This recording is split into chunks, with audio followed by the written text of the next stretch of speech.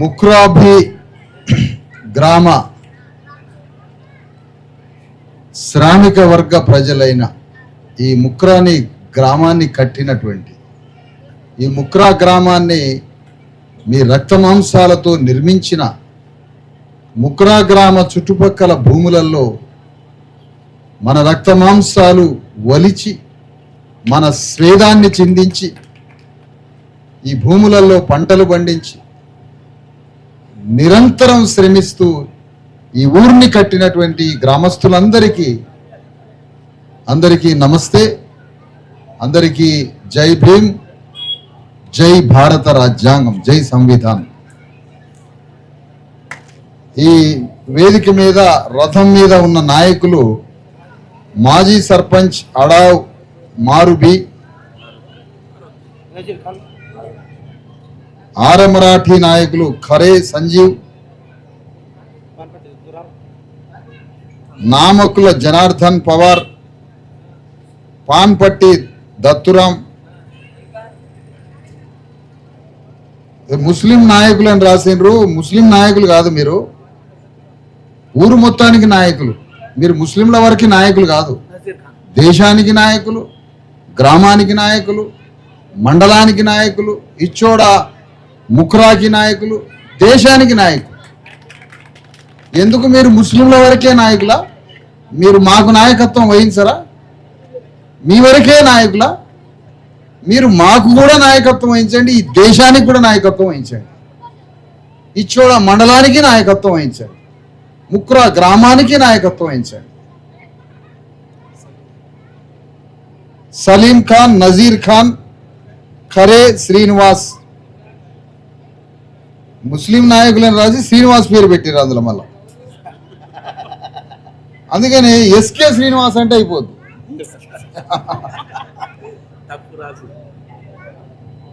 ఇక వీరు ఎస్టీ ఆనంద్ నాయకులు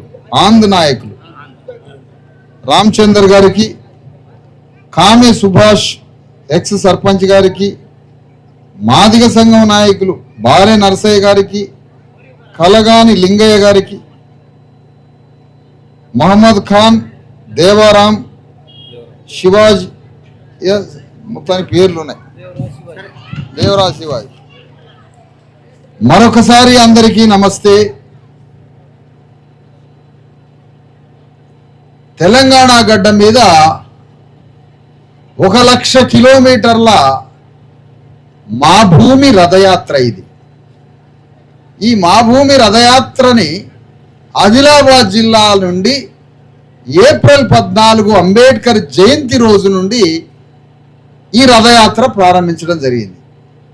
మీరు అనుకోవచ్చు తెలంగాణలో ఎక్కడి నుంచి ప్రారంభించకుండా ఆదిలాబాద్ నుండే ఎందుకు ప్రారంభించారంటే, మీరు మాట్లాడటం బంద్ చేస్తే నా మాటలు అర్థమైంది. ఎందుకంటే ఆదిలాబాద్ జిల్లా తెలంగాణ ముఖ్యమంత్రి కండ్లల్లో ఉందా? ఆదిలాబాద్ జిల్లా ఇచ్చోడ మండలం ఆయన కండ్లల్లో ఉందా? ఆయన దృష్టిలో ఉందా ముక్రా గ్రామం? ఆదిలాబాద్ కలెక్టర్కి ముక్రా గ్రామం ముందు వెనక తెలుసా? ఈ ముక్రా గ్రామం తెలియదు, ప్రధానమంత్రి మోడీకి తెలియదు ముక్రా, ఇచ్చోడ మండలం తెలియదు, ఆదిలాబాద్ జిల్లా తెలియదు. మరి తెలంగాణ రాష్ట్ర ముఖ్యమంత్రికి ఆదిలాబాద్ తెలియదేమో అనుకొని ఈ ఆదిలాబాద్ సమస్యలు, కష్టాలు, కన్నీళ్లు ప్రధానమంత్రికి, ముఖ్యమంత్రికి, జిల్లా కలెక్టర్ దృష్టికి తీసుకుపోవాలని వారి ముగ్గురు కళ్ళు తెరిపించడానికి ఈ రథయాత్రని ఆదిలాబాద్ నుంచి ప్రారంభించారు. ఆదిలాబాద్లో ఏ గ్రామంలో నీళ్లు లేవాట, మంచినీళ్ళు లేవు, ఏ గ్రామంలో రోడ్లు లేవు, ఎవరికీ సరి అయిన ఇండ్లు లేవు, ఎవరి చేతికి పని లేదు, సరి అయిన పని.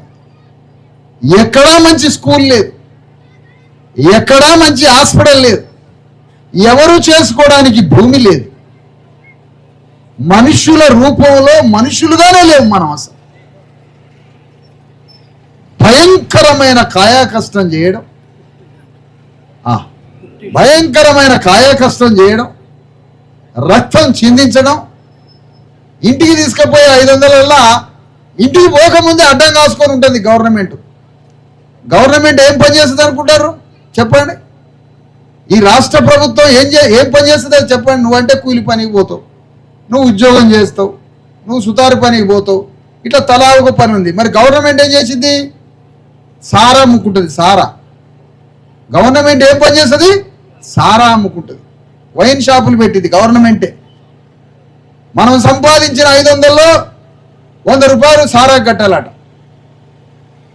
అట్లా ఈ ఆదిలాబాద్ జిల్లాలో ఏ గ్రామం పోయినా దుఃఖమే, ఏ గ్రామం పోయినా కన్నీళ్ళే, కష్టాలే. మరి ఇలాంటి ఆదిలాబాద్ జిల్లాని, ఇంత భయంకరమైన సమస్యలున్న ఈ ఆదిలాబాద్ జిల్లాని ఈ ప్రపంచం ముందు వీరి కన్నీళ్ళని, కష్టాలని, వ్యధలని, బాధల్ని ప్రపంచానికి చూపిస్తూ 28 రోజుల నుంచి ఈ యాత్ర సాగుతూ సాగుతూ ముఖ్రా గ్రామానికి వచ్చిందని తెలియజేస్తుంది. ఈ గ్రామంలో జనాభా 500. మరి 500 జనాభానా 500 ఇండ్ల అనేది మన పెద్ద మనిషి పెద్ద ఆయన మనకి ఇండ్లు అని రాయలే, జనాభా అని రాసిండు. పాపం ఎందుకు రాసిండో మనకు తెలియదు. ఇండ్లు 500, ఎందుకంటే కింద మరాఠాల 150 ఇండ్లు, మాదిగలు 15 ఇండ్లు, మహర్లు 15 ఇండ్లు, ముస్లింలు 150 ఇండ్లు. అందొక్క కులం పేరు అది 25 ఇండ్లు. ఎస్టీ ప్రభావం మరాఠీలు. అయ్యా నేను అడుగుతున్నా, 500 ఇండ్లు ఉన్నాయి ఈ ఊర్లో, మరాఠాలే 150 ఇండ్లు ఉన్నాయి, మాదిగలు 15 ఇండ్లు ఉన్నాయి, ముస్లింలు 150 ఇండ్లు ఉన్నాయి. మరి కులగణన అని అందరినీ లెక్క పెట్టింది ఈ రాజ్యం. రాహుల్ గాంధీ లెక్క పెడతానంటాడు, రేవంత్ రెడ్డి లెక్క పెట్టిండు, బీజేపీ లెక్క పెడతానని చెప్తుంది. మరి లెక్క పెట్టిన తర్వాత ఈ దేశంలో ఆస్తి పంచిర్రా మాకు, ఈ దేశంలో భూమి పంచిర్రా మాకు, ఈ గవర్నమెంట్ని మనకి పంచిన్రా, ఈ రాజ్యాన్ని పంచిన్రా, భూమిని పంచిన్రా, సంపదను పంచిన్రా, ఏం పంచిండ్రు మాకు? ఏమి పంచలే. మరి ఎందుకు లెక్క పెట్టినట్టు మమ్మల్ని? అంటే మమ్మల్ని ఐడెంటిఫికేషన్ చేసి జనం ఇంతమంది ఉన్నారు కాబట్టి వీళ్ళని ఎట్లా మాయ చేయాలా, ఎట్లా వీళ్ళ మతలబు చెప్పాలి, వీళ్ళ కథలు ఎట్లా చెప్పాలనే దానికోసం లెక్క పెట్టిండ్రా? దేనికోసం లెక్క పెట్టిండ్రు మమ్మల్ని? లెక్క పెట్టి కూడా దాదాపు చాలా నెలలైంది, ఒక 4 నెలలు అయింది. మరి బీజేపీ లెక్క పెడతానని చెప్తుంది. ఏమో లెక్క పెడతానంది? కులగణన చేస్తాము, అందరి యొక్క కులాలు ఎంతమంది ఉన్నారో, మతాలు ఎంతమంది ఉన్నారో అందరినీ లెక్క పెడతామని చెప్తున్నారు. నేను అడుగుతున్నాను, రాహుల్ గాంధీని కానీ బీజేపీని కానీ మనం ఏమడుగుతున్నామంటే, ఎందుకు లెక్క పెడతారు మీరు? లెక్క పెట్టేది దేనికి?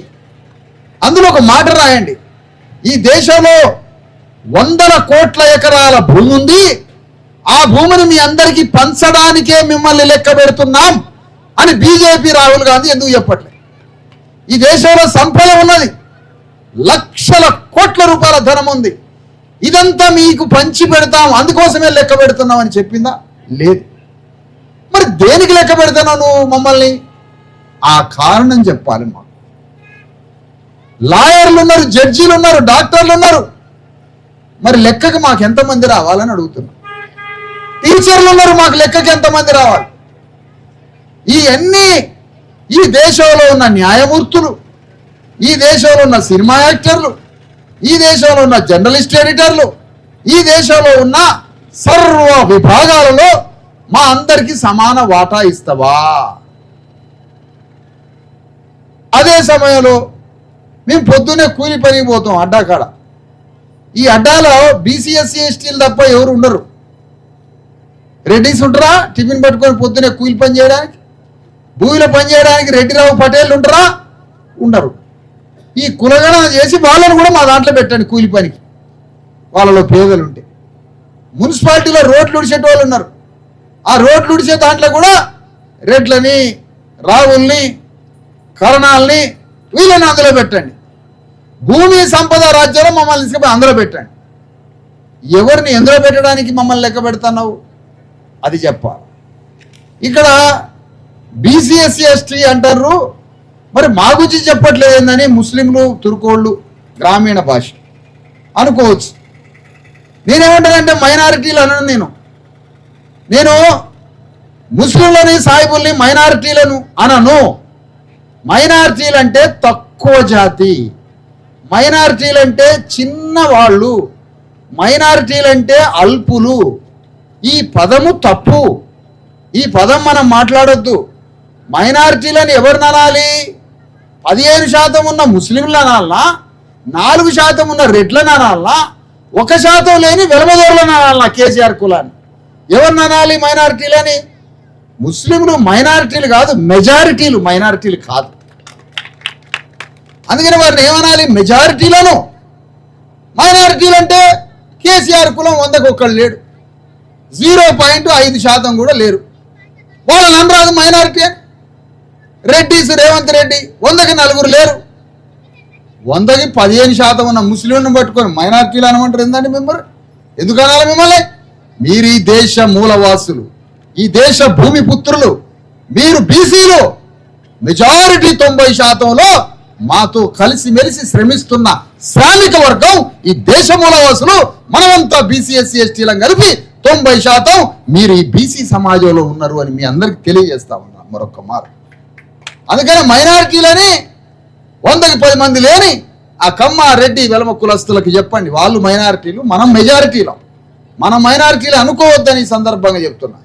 రాజ్యాంగంలో ఏమనుందంటే, దేశ కేంద్ర పార్లమెంట్ ఏం చెప్తుందంటే మత మైనారిటీలు అంటుంది. అది వేరు. జైనులు, బౌద్ధులు, క్రిస్టియన్లు, ముస్లింలు, పారసీలు, వీళ్ళందరూ 5 మతాలు కలిపి మత మైనారిటీలు అంటుంది. దాన్ని పట్టుకొని ఈ తుర్కాయన సాహిబు ముస్లిము మమ్మల్ని మైనారిటీ అని, మమ్మల్ని మైనారిటీ అని అదనే వద్దు. మీరు మెజారిటీలు, మీరు ఎక్కువ సంఖ్య కలిగిన వారు. మొత్తం ఈ దేశమంతా కలిపితే 25 కోట్ల పైగా ఉన్నారు. మీరు ముఖ్యంగా తెలంగాణలో బీసీ వర్గాలు. మేము బీసీలం, ఈ దేశ మూలవాసులం. శతాబ్దాలుగా ఈ దేశ ప్రజలతో కలిసి మెలిసి సహజీవనం చేస్తూ శ్రమ చేస్తూ ఈ దేశ సంపదను తయారు చేసేవారు మీరు. అందుకనే బీసీలు, ఎస్సీలు, ఎస్టీ అనే మెజారిటీ సమాజంలో మనమంతా కలిసి సహజీవనంతో బతుకుతున్న సాంఘిక ప్రజాస్వామ్య స్థాపకులం. అందుకని ఇవాళ ఈ మా భూమి రథయాత్ర, 1,00,000 కిలోమీటర్ల మా భూమి రథయాత్ర. ఈ రథయాత్ర ద్వారా సామాజిక న్యాయం కోరుతున్నాం. సామాజిక న్యాయం ఏమిటి? సామాజిక న్యాయం అంటే నువ్వు సామాజికంగా అన్యాయం చేస్తున్నావు కాబట్టి మేము సామాజిక న్యాయం అడుగుతున్నాం. ఏమిటి సామాజిక న్యాయం?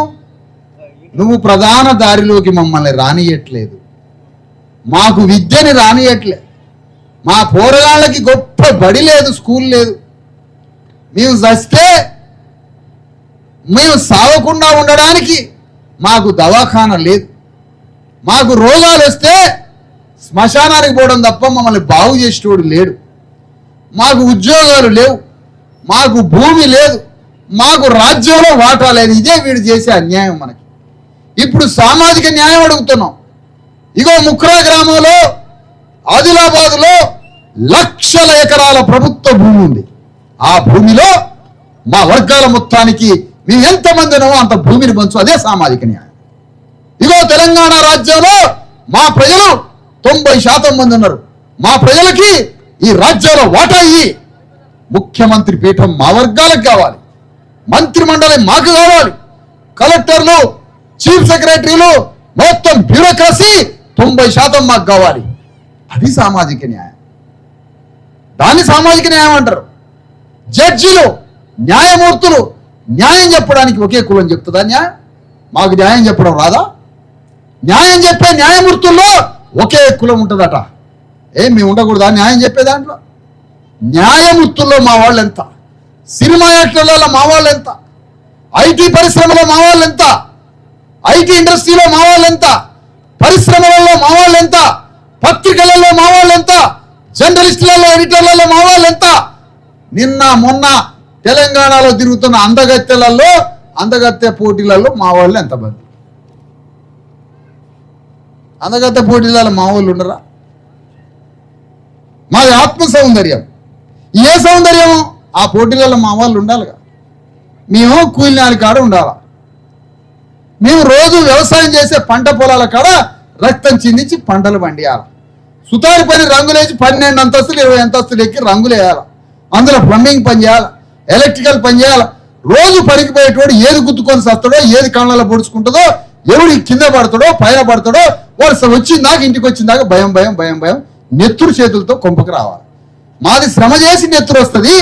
అయ్యో మా నెత్తురు చేతులు, మీ నెత్తురు కూడు చేతులు, మీది నెత్తురు కూడు, మాది శ్రమించి నెత్తురు చిందించేది మా చేతులు. అందుకనే సామాజిక న్యాయం అంటే 100కి 90% మంది ఉన్నవాడు ముఖ్యమంత్రి పీఠం మీద కూర్చోవాలి. ఇది సామాజిక న్యాయం. ఈ గ్రామం కనపడదా? ఇక్కడ రైతు బంధ, రైతు బొంద. అది రైతు బంధు ఎందుకు లేదు మాకు? ఎందుకు వేయట్లేదు? 12 మంది వచ్చారు రైతు బంధు రాక. రైతులకు రావాల్సిన రుణాలు, రైతులకు రావాల్సిన సహకారాలు రాక అటు సైడ్ 12 మంది ఊరికి 2 చచ్చిపోయారు ఆత్మహత్యలు చేసుకొని. సపోర్ట్లు కొడుతుంది. ఊరికి 2 మంది 2 చనిపోయారు ఆత్మహత్య చేసుకొని. ఎందుకు? ఒక్క ఎంఆర్ఓ రాలే సావుకాడికి, ఒక కలెక్టర్ రాలే, ఒక ముఖ్యమంత్రి పర్యవేక్షణ లేదు, 10 రూపాయలు ఇచ్చిన వాళ్ళు లేడు. వాళ్ళ కుటుంబం ఎట్లా బతకాలని అడుగుతున్నా, వాళ్ళ బిడ్డలు ఎట్లా బతకాలంటున్నా, ఎవరు దిక్కు అంటున్నా. వాళ్ళ కుటుంబంలో భయంగా తిండి తినకుండా నెల రోజులైనా చచ్చిపోయిన కుంపల దీపం ముట్టించిన వాళ్ళు లేడు, అన్నం వండిన వాళ్ళు లేడు, ఎవడు లేడు. ఎవరు బతకాలి? ఎవరు సహకరించాలి? ఇది రాజ్యమా వల్లకాడా? ఇది రాజ్యమా శ్మశానమా? ఇది కాష్టమా రాజ్యమా అని అడుగుతున్నా నేను. అందుకని ఈ ప్రజల తరఫున ఎవరు మాట్లాడాలి?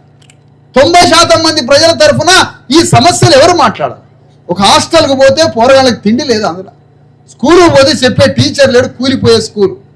రోడ్ల మీద పోయి పోలీస్ స్టేషన్లో పోయి ఒక్కొక్క ప్రభుత్వ కార్యాలయం పోతుంటే అది ప్రభుత్వ కార్యాలయాలు ఎందుకోసం ఉన్నాయి, ఎవరి కోసం ఉన్నాయి, ఏం పని చేయడానికి ఉన్నాయో తెలియదు.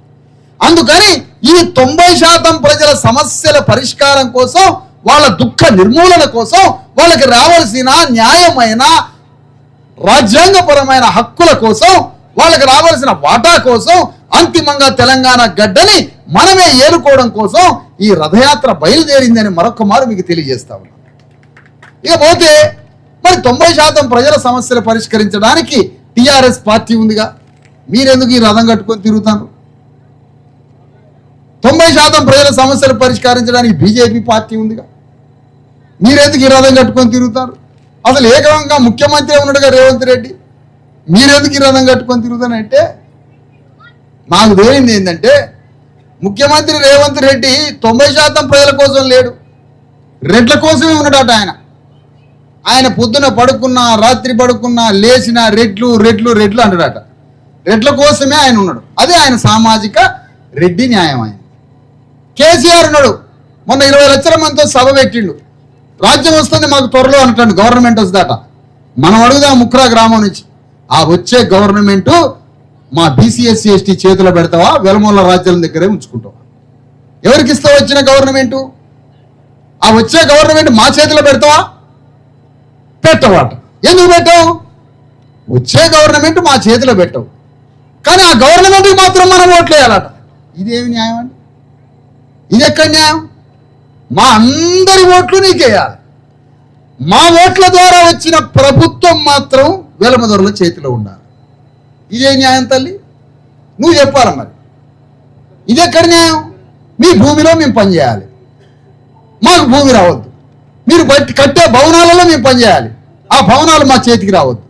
రోడ్లు వేయాలి, రైలు కట్టలు వేయాలి, మొత్తం పెద్ద ప్రాజెక్టులు కట్టాలి, మీ భూములలో పనిచేయాలి, భవనాలు కట్టాలి, మొత్తం దేశ నిర్మాణం చేసి మీ చేతిలో పెట్టాలి. మీకు ఓట్లు వేసి రాజ్యాన్ని మీ చేతిలో పెట్టాలి, ట్యాక్సులు కట్టి మీ రాజ్యానికి పన్నులు కట్టాలి, కానీ రాజ్యం మాత్రం మీ చేతుల్లోనే ఉంటుందా? మాకు ఇయ్యాలదాన్ని? ఏమి న్యాయం ఇది? ఇది ఎక్కడి న్యాయం?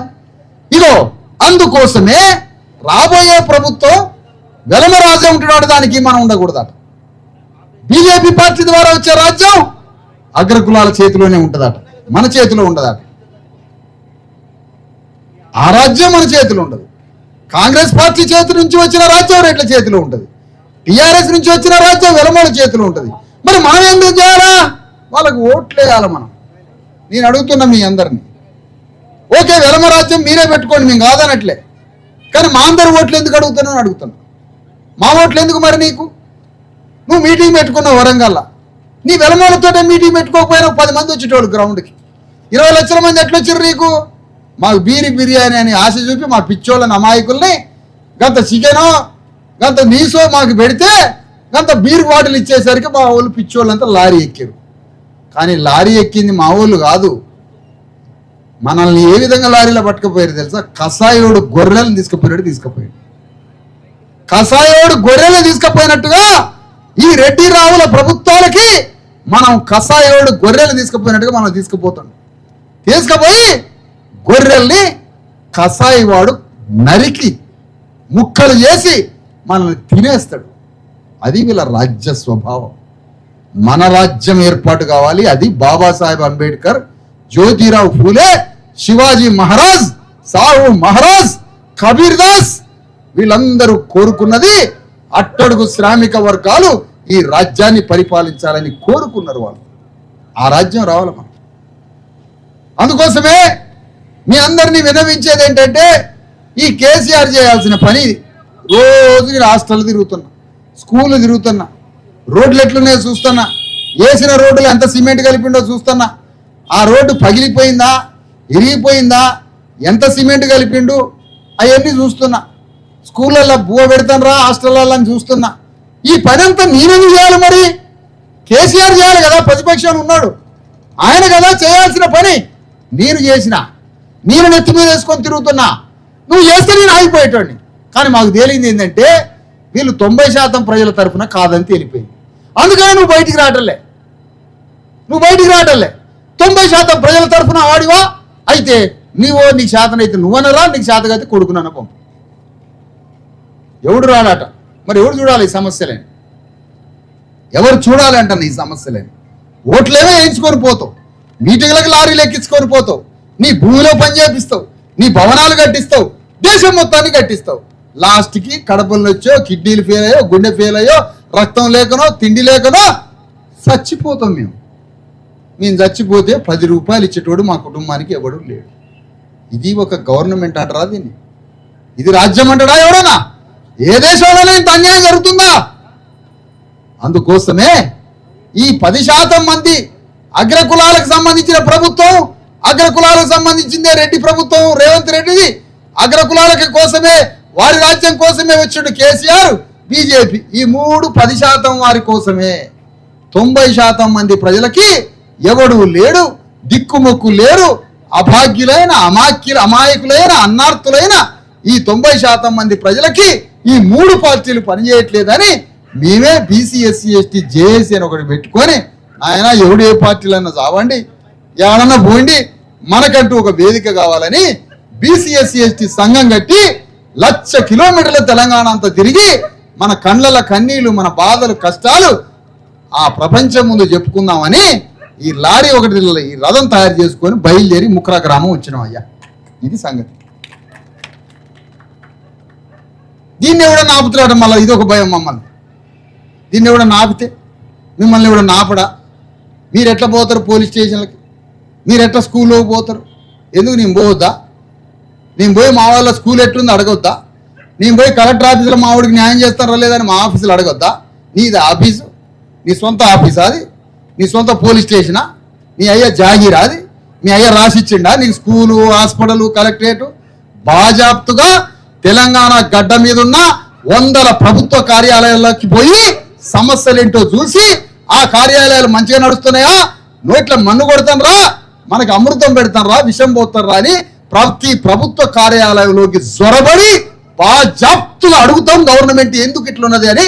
అన్ని కార్యాలయాలు తిరిగి వస్తాం, ఎవ్వడు మమ్మల్ని ఆపే దమ్ము లేదు అని అడుగుతున్నా నేను. ఎవరికి దమ్ము? ఆపమని చూస్తా, సుప్రీంకోర్టులో పిటిషన్ వేస్తా ఎమ్మటే. ఎందుకు ఆపుతున్నావు? హైకోర్టుకి వెళ్తా, హైకోర్టు మెట్లెక్కుతా, నన్ను ప్రభుత్వ కార్యాలయంలోకి పంపించరా? నేను ప్రభుత్వ కార్యాలయంలోకి పోవద్దా? ప్రభుత్వ సమస్యలని ప్రపంచ దృష్టికి తీసుకురావద్దా? నన్ను ఆపుతారా? క్షణంలో హైకోర్టుకు తీసుకుపోతా, అక్కడ నా సమస్య చెబుతా, నన్ను ఆపుతుర్రా. చూడండి ఏం జరుగుతుందో చూడండి. అందుకనే తెలంగాణ గడ్డ మీద 90% మంది ప్రజలకి ఏ పార్టీ ముందుకు రావడంలే. వీళ్ళది కేవలం వెలమరెడ్ల రాజ్యం కోసం ఆడుతున్న డ్రామా నాటకం. వీళ్ళ ముగ్గురు దొంగ నాటకాలే. వీళ్ళ ముగ్గురు ఒకటే. ఈ రెడ్డి రావులు పైకి దన్నుకుంటారు, లోపల ఫోన్లు చేసుకుంటారు. కేసీఆర్ 10 ఏళ్ళలో 20 ఏళ్ళలో తిరిగి తిరిగి పాపం మొత్తానికి తెలంగాణ తెచ్చుకున్నాడు. దానికి రాజ్యానికి ముఖ్యమంత్రి అయ్యాడు. 10 ఏళ్లలో మూట కట్టుకున్నాడు. పాపం అంతా మూట కట్టుకున్నాడు. ఆయన సదిరి మొత్తం మూట కట్టి తీసుకుపోయి శ్మశానంలో వేసారు. ఎందుకు వేసారు? రేవంత్ రెడ్డి వచ్చి ఆయన పోవాలి ముందు అర్జెంటుగా రేవంత్ కేసీఆర్ వెళ్ళిపోవాలి అన్నాడు. వెళ్ళిపోవాలంటే వెళ్ళిపోయాడు. వెళ్ళిపోయినాక రెడ్డి రాజ్యం వచ్చి ఈ రెడ్డి రాజ్యం కాంగ్రెస్ వెళ్ళిపోవాలని ఆయన బయలుదేరండి కేసీఆర్. కాంగ్రెస్ వెళ్ళిపోయినాక కేసీఆర్ వెళ్ళిపోవాలని ఈయన బయలుదేరాడు. మరి మీరిద్దరు పోయినాక రాజ్యం మా చేతికి వచ్చిందా? మళ్ళీ రెడ్డి రావుల చేతిలోకి ఇటు నుంచి అడిగిపోయింది. నేను అడుగుతున్నా, రాజ్యం మీరిద్దరే చేతులు మార్చుకున్నారు కదా.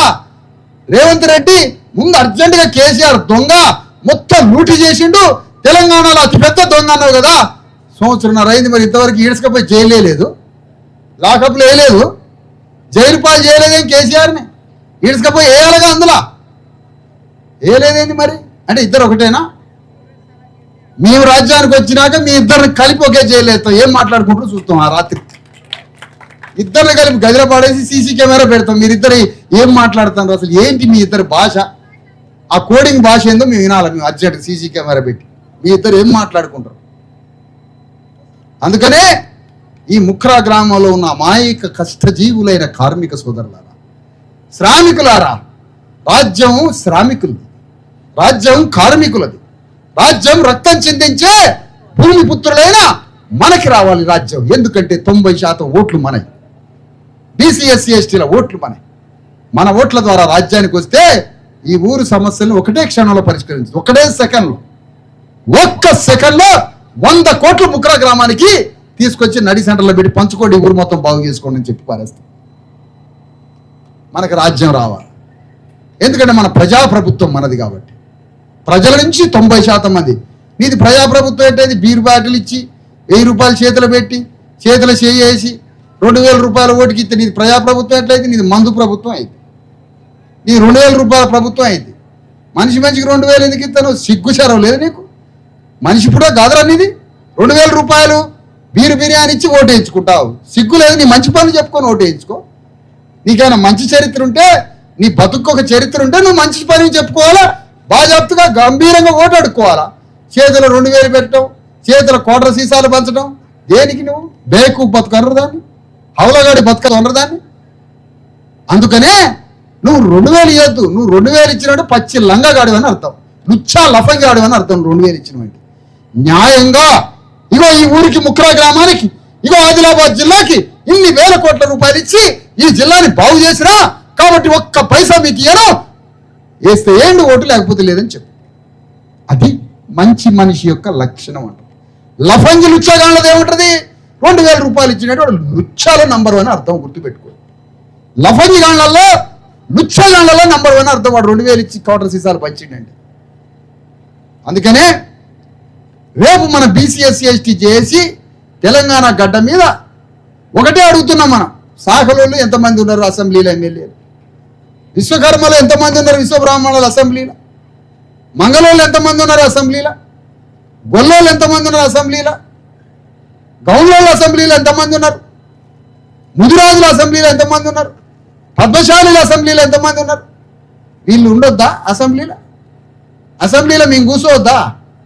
మా ఓట్లు అయితే రెడ్డి గారు పోయి కూర్చుంటాడా? మా తరఫున మాట్లాడు. నీ ఇంట్లో మంచినీళ్ళు ఏవైతే ఇక నువ్వు మా గురించి మాట్లాడతావు. నువ్వు అసెంబ్లీలో నువ్వు మమ్మల్ని దూరమే పెడితే సామాజికంగా మమ్మల్ని దూరం పెట్టినోడు రాజకీయంగా నువ్వు అధికారంలో ఉండి మమ్మల్ని బాగు చేస్తావు. నువ్వు అది నమ్ముతాం మేము. అందుకనే ఇగో నువ్వు మంచి పనులు చేయి, అణగారిన వర్గాల చేతుల రాజ్యం పెట్టు, అది అధికారం అయ్యి ఆ అధికారం మా జీవితాన్ని మారుస్తుంది. అందుకోసం మీ అందరినీ ఈ సందర్భంగా బీసీ ఎస్సీ ఎస్టీ చేసి మన సమస్యలన్నింటినీ పరిష్కరించమని ఆదిలాబాద్ జిల్లా కలెక్టర్ని అంతిమంగా కోరదాం. ఇంకా 2 నెలలు తిరుగుతా ఆదిలాబాద్ జిల్లా కలెక్టర్ దగ్గర పోదాం. ఈ కాగితాలన్నీ తీసుకుపోదాం ఆదిలాబాద్ జిల్లా కలెక్టర్కి ఇచ్చి, అయ్యా మా ఊరి సమస్యలు నువ్వు రావాలయ్యా ముక్కురా గ్రామానికని కలెక్టర్ని అడుగుతాం. రోజు ఒక 4 ఊర్లు పెట్టుకున్నా అయిపోద్ది కదా జిల్లా నువ్వు ఉన్న కాలంలో. ఎవరింట్లో నా కన్నీళ్ళు ఉన్నాయా? ఎవరింట్లో నా పీనిగెళ్ళిందా? దిక్కుమొక్కు లేని ఇల్లు ఉందా? ఇల్లు గాలి దుమారాలకు ఇచ్చు ఇల్లు ఎగిరిపోయే ఇల్లు ఉన్నాయి. ఆ ఇల్లు చూసినావా? ఏ ఇల్లు చూసినావు నువ్వు? మా పని కన్నా ఇంకా నీకేముంది పని? పెద్ద పని. నువ్వు మాకు సేవ చేయమనే భారత ప్రభుత్వం నిన్ను పంపింది. మరి నువ్వు వచ్చి మమ్మల్ని చూడాలి కదా. అందుకనే కలెక్టర్ దగ్గరికి నువ్వు రాలేదు కాబట్టి మేమే వస్తాం. మాకు నువ్వంటే రాలే మా ఊరికి. మేము నీ దగ్గరకు వస్తాం తలుపు తీసి మమ్మల్ని కూర్చోబెట్టి ఆటలు పోయమంటున్నావా? మేమన్నా బగార బువ్వ పెట్టమంటున్నావా? లోపలికి పిలిచి మంచినీళ్ళు ఇచ్చి మా కాగితాలలో ఏం సమస్యలు ఉన్నాయో చూడు. సమస్యలు చెబుతున్నాయి. హృదయం ఉంటే పరిష్కారం చేయి. నీ దగ్గర పైసలు ఉంటే పరిష్కారం చేయి. పైసలు లేకపోయినా పంచాయతీ పెట్టి పరిష్కారం చేయి. పైసలు లేకపోతే ప్రభుత్వానికి రాయి. ప్రభుత్వం నుంచి నీకు కావాల్సినవి తెప్పించుకో. ముక్కరా గ్రామాన్ని బాగు చేయి. ఇది అడగడానికి కలెక్టర్ దగ్గరికి పోతున్నాం. మరి కలెక్టర్ దగ్గరికి పోయేటప్పుడు ఈడ ముత్త కాగితం ఇస్తే వచ్చింది నాకు. ఈ కాగితంతో పాటు మీరు కూడా రాండి. అందరం కలిసి ఒక్కరోజు అడుగుదాం. ప్రతిరోజు మన కుటుంబం కోసం బతుకుతున్నాం. ఒక్కరోజు సమాజం కోసం, రాజ్యం కోసం, మనందరి కోసం, మన బిడ్డల జాతి భవిష్యత్తు కోసం అడుగుదారా. ఈ కాగితాలన్నీ రాష్ట్రమంతా 3.5 సంవత్సరాలు ఈ రథం వేసుకొని తిరుగుతున్నా. లక్షల కాగితాలు వస్తాయి. ఇవన్నీ నాకు తెలుసు. ఇప్పటికే ఒక పెద్ద వందల వేల కాగితాలు వచ్చినాయి. ఈ కాగితాలన్నీ 5-6 లారీల కాగితాలు అయితే ఈ కాగితాలన్నీ తీసుకొని పోతారు రేవంత్ రెడ్డి దగ్గరికి. లాస్ట్కి 3.5 ఏళ్ళకి అయ్యా 4 లారీల కాగితాలు వచ్చినాయి, ఈ పరిష్కారం చేయి ఈ సమస్యలన్నీ అని అడుగుతా. నేను చేయను అంటాడు. నేను చేయను అని అంటే ఈ కాగితాలకే మరి ఈ కాగితాలన్నీ నీ దగ్గర తీసుకుపోయినావు, నీ దగ్గర తీసుకొచ్చినావు, నువ్వు పరిష్కరిస్తావా లేదా అని కాంగ్రెస్ ప్రభుత్వాన్ని అడుగుదాం. కాంగ్రెస్ ప్రభుత్వం పరిష్కరించకపోతే ఈ కాగితాలన్నీ కలిపి కాంగ్రెస్ ప్రభుత్వానికి కాష్టం పెరుద్దాం. కాగితాల మీద కాంగ్రెస్ ప్రభుత్వాన్ని పెట్టి కాల్చి పారేసి బూడిద చేద్దాం. ఆ అగ్నిలో నుంచి మన బీసీ ఎస్సీ ఎస్టీ రాజ్యాన్ని తీసుకొని వద్దాం. మరి ఈ కాగితాలు నువ్వు పరిష్కరించలే. మరి ఈ కాగితాలు ఉత్తగా ఏం చేయాలి? ఈ కాగితాలు నేనేం చేయాలి? తీసుకొచ్చి ఏట్లేనా హుసేన్ సాగర్ లేనా ఎదురుగా తీసుకుపోయి కాగితాలనే కాష్టం పెరుగుతా. ఆ కాష్టంలో కాంగ్రెస్ ప్రభుత్వాన్ని కాల పెడతారు. బొగ్గున మండిది.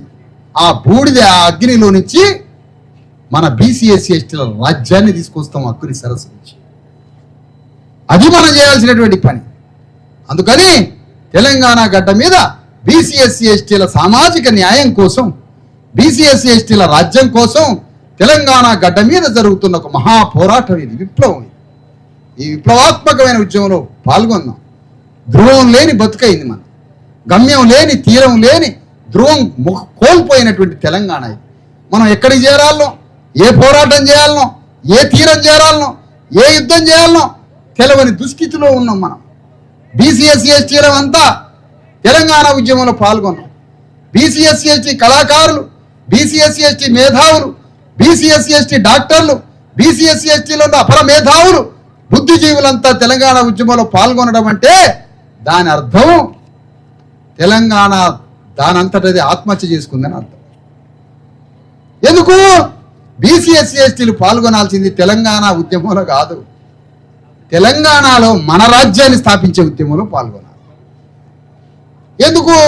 తెలంగాణ ఉద్యమం చేస్తే తెలంగాణ రాజ్యం వచ్చాక తీసుకుపోయి వెలమరెడ్డి వాళ్ళ చేతిలో పెట్టి, ఓ మా దొర ఇట్లా అన్యాయం చేసిండు, కేసీఆర్ మమ్మల్ని ముంచిండు. ఒక దొర తిడితే ఇంకో దొర దగ్గరికి పోయే బతుకులు మన. ఒక దొర దంతే ఇంకో దొర దగ్గరికి పోతాం మనం. ఏ దొరల దగ్గరికి పోవద్దు. మనమే బీసీ ఎస్సీ ఎస్టీ పేదలమంతా కలిసి రాజ్యాన్ని స్థాపిద్దాం. మన ప్రజల కన్నీళ్లు తుడుద్దాం. రాబోయే మన జాతి బిడ్డల భవిష్యత్తు కోసం ఈ పోరాటంలో మీరందరూ పాల్గొనాలని కోరుకుంటూ మీ అందరి దగ్గర నుంచి సెలవు తీసుకుంటాం.